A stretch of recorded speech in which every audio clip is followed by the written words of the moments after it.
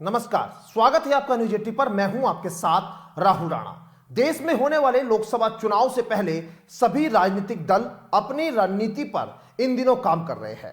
5 राज्यों के लोकसभा चुनाव के बाद भाजपा, सपा, कांग्रेस, रालोद तमाम या फिर अन्य राजनीतिक दलों ने अपनी बैठकों को लेकर अब तैयारी शुरू कर दी है। लेकिन आज बात करेंगे भाजपा की उस रणनीति की जो यूपी को लेकर भाजपा तैयार कर रही है।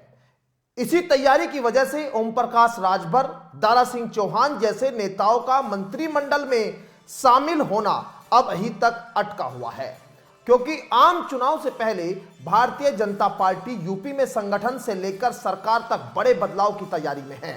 बीजेपी अभी यूपी में वेट एंड वॉच की रणनीति पर काम कर रही है। सूत्रों की माने तो 5 राज्यों के चुनावी नतीजों के बाद यूपी के प्रभारी के नाम का ऐलान भी किया जा सकता है। हालांकि बीजेपी के बड़े नेता का यह भी कहना है कि यूपी में अभी संगठन और सरकार में बदलाव होने की उम्मीद कम है। सारी जो लीडरशिप है अभी 5 राज्यों के चुनाव में लगी हुई है।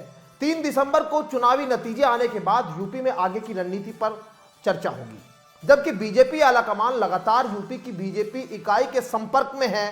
दरअसल भाजपा ये देखना चाहती है कि विपक्ष जो मुद्दे इन राज्यों में उठा रहा है उसका कितना असर दिखाई देता है।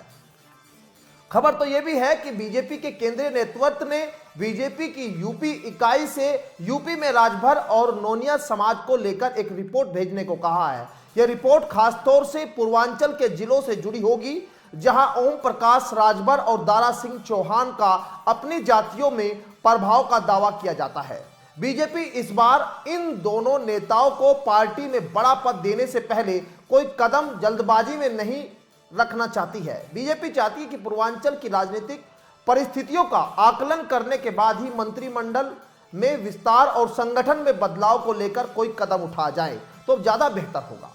बीजेपी के सूत्रों की माने तो किसी भी तरह के बदलाव से पहले पार्टी पूरी तरह से संगठित ढांचे पर फोकस कर रही है। मोर्चा से लेकर बूथ लेवल तक की कमेटियों को मजबूत करने की प्रक्रिया चल रही है। इस बीच दावा है कि यूपी बीजेपी के इंचार्ज राधा मोहन सिंह के विकल्प के नाम पर भी आलाकमान जल्द ही कोई फैसला ले सकता है।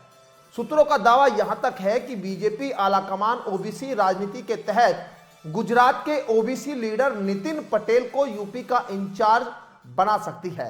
हालांकि दावा तो यह भी है कि बीजेपी चुनावी राज्यों में जातीय जनगणना की था लेना चाहती है। वह यह देखना चाहती है कि इन चुनावी राज्यों में जातीय जनगणना के मुद्दे जिसको विपक्ष लगातार उठा रहा है उस पर जनता का क्या रिस्पॉन्स आता है। नतीजों के माध्यम से जनता का मूड भांपने के बाद ही बीजेपी यूपी में अहम बदलाव करेगी, ताकि 2024 के आम चुनाव में उसका लाभ मिल सके। इसका मतलब यह भी है कि यूपी में बीजेपी सरकार के मंत्रिमंडल में शामिल होने के आतुर ओम प्रकाश राजभर और दारा सिंह चौहान को अभी और इंतजार करना पड़ सकता है। राजभर लगातार इस तरह के बयान दे रहे हैं कि वो बीजेपी पर दबाव बना सके। राजभर ने कहा था कि विपक्ष के कई नेता उनके संपर्क में हैं, जिन बयानों का भाजपा हल्के में लेने के मूड में नहीं है। ऐसे में भाजपा की रणनीति 2024 में उनके कितने काम आएगी ये तो भविष्य के गर्भ में है। लेकिन इतना जरूर है कि भाजपा यूपी में सपा, रालोद, कांग्रेस के अलग हटकर कुछ प्लान बना रही है। इस रिपोर्ट पर आप क्या सोचते हैं वो जरूर कमेंट बॉक्स में बताइएगा। फिलहाल मेरे साथ इतना ही, मुझे दीजिए इजाजत। नमस्कार।